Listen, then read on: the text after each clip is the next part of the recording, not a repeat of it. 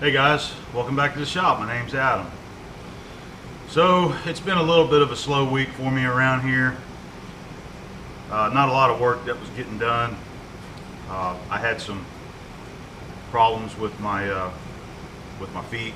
I have gout, and it kind of put me down for a few days. Wasn't able to get very much done, but I did get one little job done this week. Had to remove a broken bolt out of a cylinder head. So I've got that to show you. I've also got a few little short clips that I took on my phone of some other machine work that I've been doing. I've also got some pictures and things that I think you guys will enjoy. So I'm going to throw those into the video just to kind of share a little bit of some of the other stuff I've been doing. So maybe you guys will like that. I have been working on the K&T mill a little bit. I got it temporarily wired up, and that was to make it where we could work on it and try to find out what the problem was in the knee with the hydraulic system. And I was hoping that by the time I made this video that we were going to show this thing actually running, but I'm running into another problem electrical wise on the panel, and I can't figure out what's wrong. So I'm actually waiting on my electrician to come back over probably Sunday, and he's going to look at it and see what he can find wrong. But I have been filling it up with oil and trying to get it ready so that we could run it.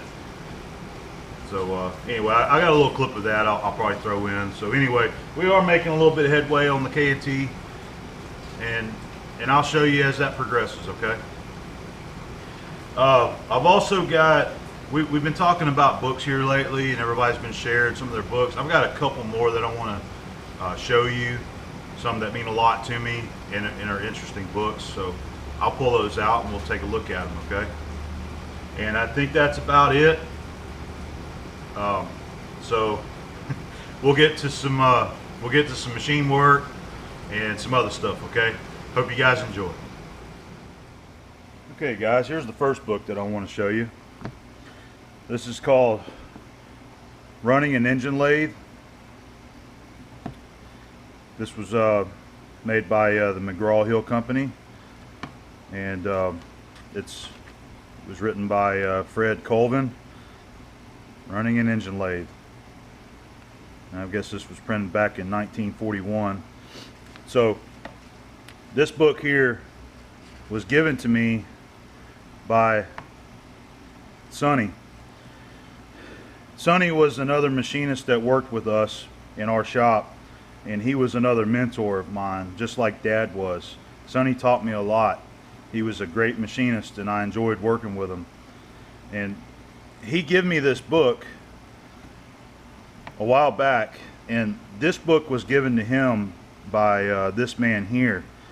And I can't really read his whole name there. It looks like it says Mitten, property of Mitten, purchased in Baltimore, Maryland, September 18, 1946. And Sonny told me that this man was one of his mentors also whenever he started machine work. So it was given to Sonny, and Sonny gave it to me. And it's another one of the practical guides on how to run an engine lathe, and it's got a lot of the same type of info that you will find in some of the other books that we have talked about. There's a lot of interesting pictures that you see in here on how to set things up in the lathe, proper ways to set them up, and how to hold jobs. You know, there's a lot of info there on how to hold centers and drive dogs. So this book here is just all geared toward a lathe work.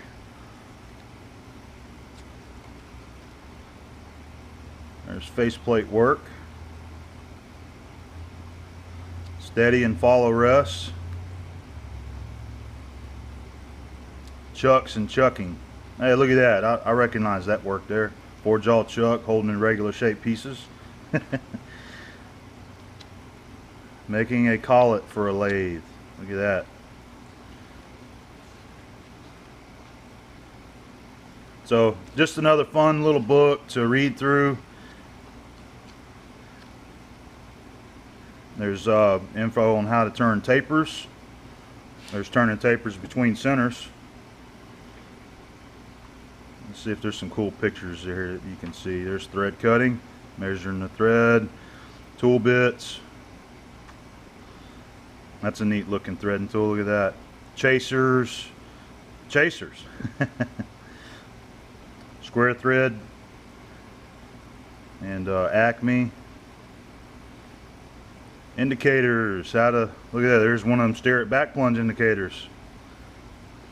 And look at this one here. Now, I remember Mr. Pete showing one of these old style indicators that you set up, and it's got this rod that rotates around the center point there. Another neat old tool. So anyway, just another cool book, and the fact that this was passed down to me from a mentor, Sonny. I really enjoy owning this and having it, and there's been times that I pick it up and just look through it for fun. So this is running an engine lathe. Alright, there was another book here that Sonny gave me, and this one is Jigs, Fixtures, Tools, and Gauges. Another good book that touches on a lot of different ways to set work pieces up in the machines, building jigs, building fixtures, proper ways to hold jobs, and just lots of cool info.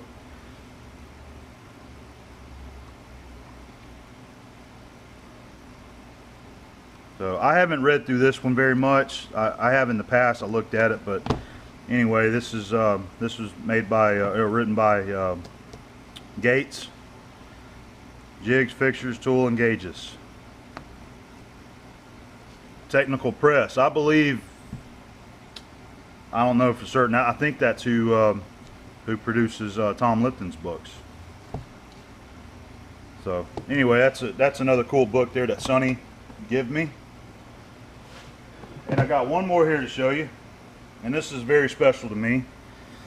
I really love this. This is kind of what I wanted to show you here, but this is the machinery's handbook that belonged to my granddad, and this was used by him, James A. Booth. This was his machinery's handbook, and he gave this to my dad, and then now it's in my hands. And you can see they got gear chart written here, and they must have to go in there a lot and look at info for making gears. So it's the 13th edition, and so I don't know if my granddad made this for the book or not. I'm assuming that he did, but I never did ask him. I never thought about it. But it's some thin gauge aluminum. They welded it up and dressed the welds, and it fits the book really nice, and it actually helps protect it there.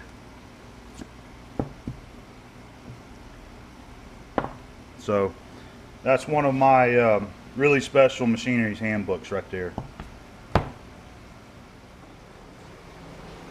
So what we got here is a cylinder head off of a motorcycle engine, and it's got a broken bolt here on this side, and the customer brought it to me, asked me could I get it out. He attempted to start drilling it, but he didn't. I believe this is a stainless steel bolt. I put a magnet on it and it didn't stick, so I believe that's stainless. So he just decided to stop and contact me, asked me could I get this bolt out for him. So I got it set up using an angle plate. I found some long 3/8 bolts and was able to go through the head and get it pulled up. And I've got her leveled up pretty good. And what I've done was, this is metric by the way, 8mm by 1.25. So I run my tap into this hole, the good hole, and I just use my combination square level and just get it leveled up.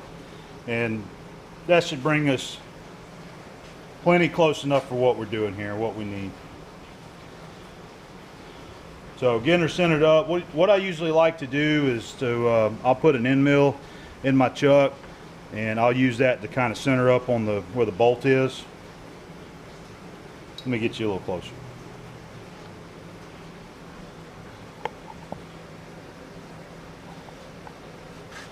So I got this little 2-fluter in here, and it's a 5/16, and I usually use that to square up, center up on the bolt. And I just do that by sight, and I feel like I've got her pretty well centered each direction, and got the table locked. So what we'll do is I'm going to use an end mill and just create a flat on the bolt, and we'll center drill it, and then I'll step drill it, starting with the small drill like a 1/8, and then progressively go up to a larger size and try to get this drilled out of there. All right, let's go ahead and establish our flat spot.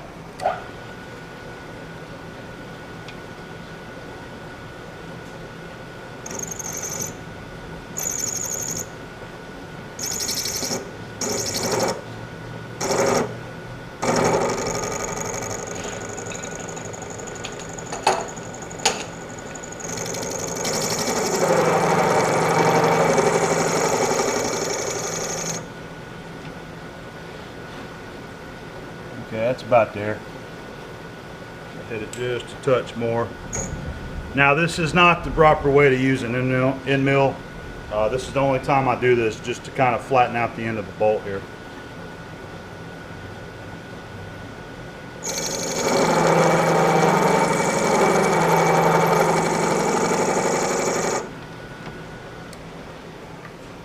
All right, I don't want to keep going any further with it, but looks like we're there. And that spot that's in the middle there is the where they had already tried starting to drill it. Let me get a center drill.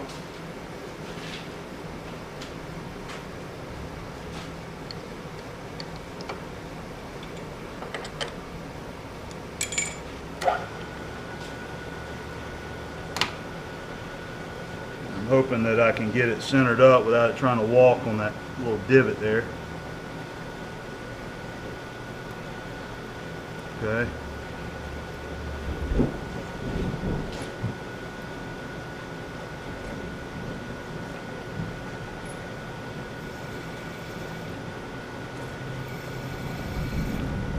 All right. Okay, I'm getting ready to drill the first small hole in there. I went ahead and took that tap out of there. I forgot about that. And there's a couple of ways you can try to remove a bolt like this. One way is to put some heat on there to make the bolt and the aluminum expand and contract. That usually will help break something apart. Or weld a nut on there. That's another trick. I decided not to go any of those routes because there's still valves assembled on this head, and there's some rubber O-rings and seats and things like that on here. So I didn't want to create a bunch of heat on this thing. I just thought I would go ahead and do it by drilling it out.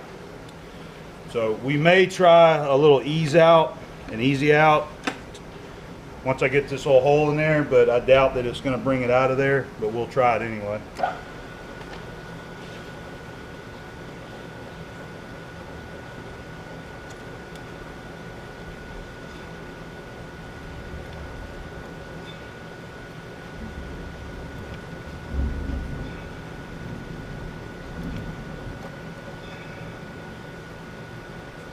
It's definitely stainless.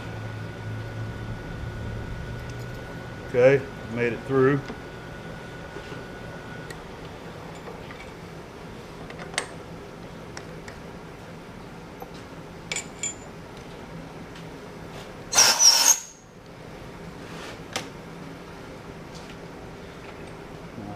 I don't know if this might be too small of a hole. I'll give that one a shot.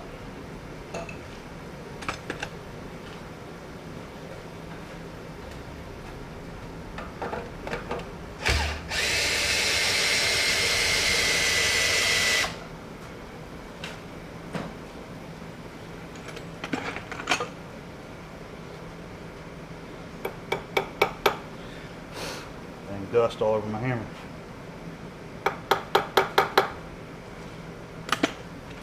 And sometimes these work and sometimes they don't. Best thing is to not use them. That way you don't risk breaking one off.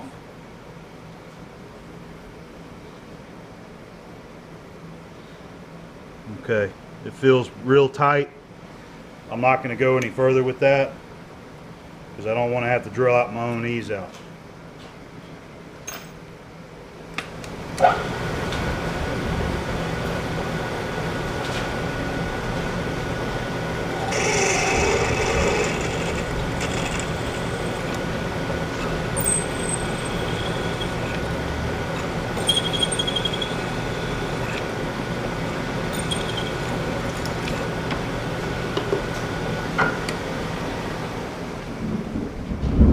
Go ahead and try one more ease out.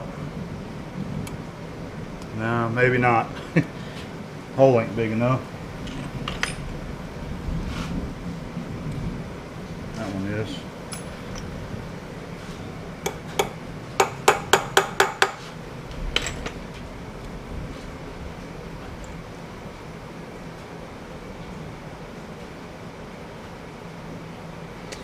I don't think it's going to get it out.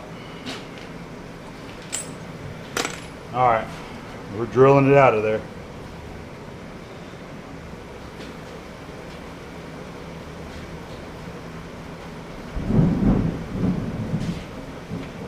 That's a pretty good thunderstorm rolling through right now.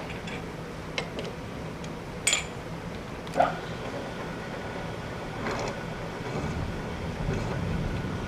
just chamfering that where that ease out messed up the hole.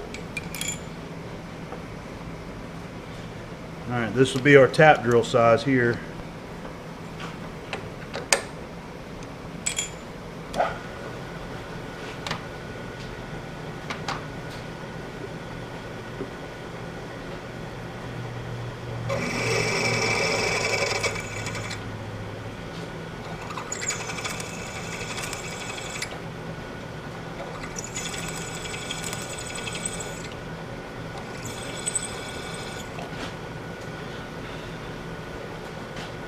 Looks good so far.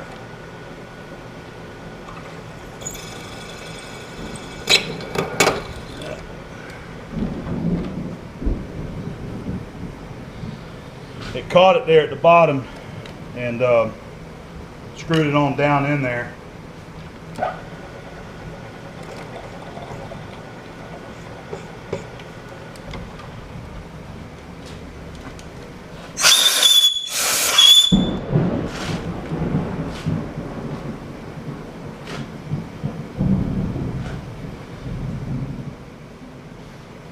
All right, I installed my spring-loaded center. You can see that here.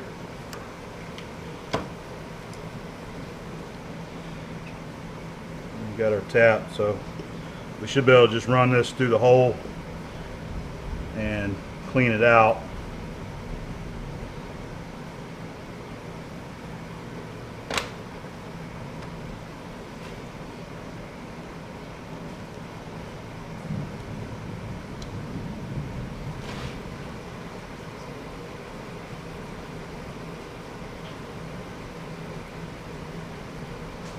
By the way, this is my ratcheting.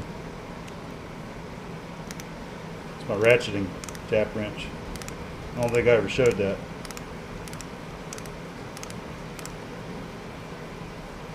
Alright, that's the bottom.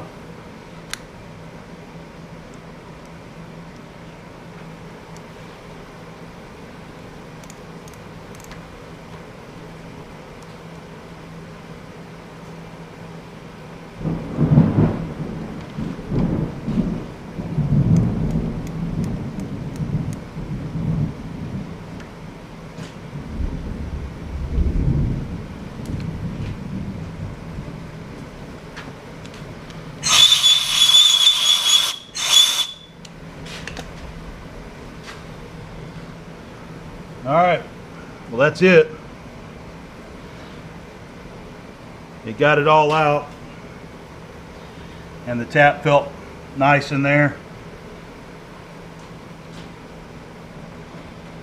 So that'll work.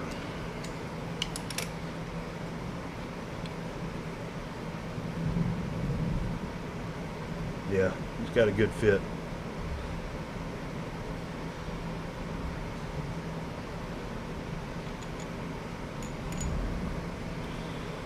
All right, so another job done. Just got to break it all down and give them a call. I've been working on the K&T, getting things done that need to get done to hopefully get this thing operational real soon.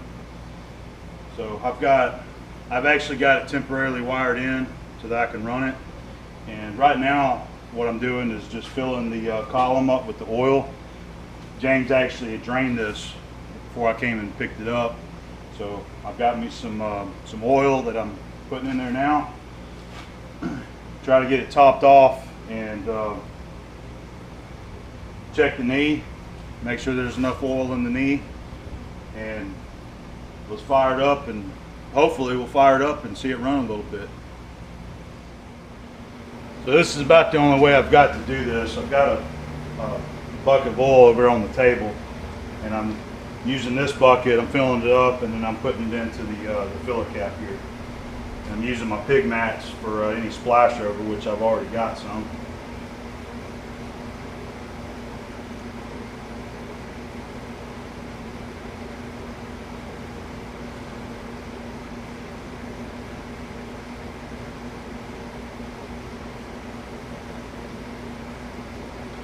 I believe James said that this holds 6 or 6.5 gallons of oil in the column. So I've got a little ways to go. This is I believe this is my third bucket here.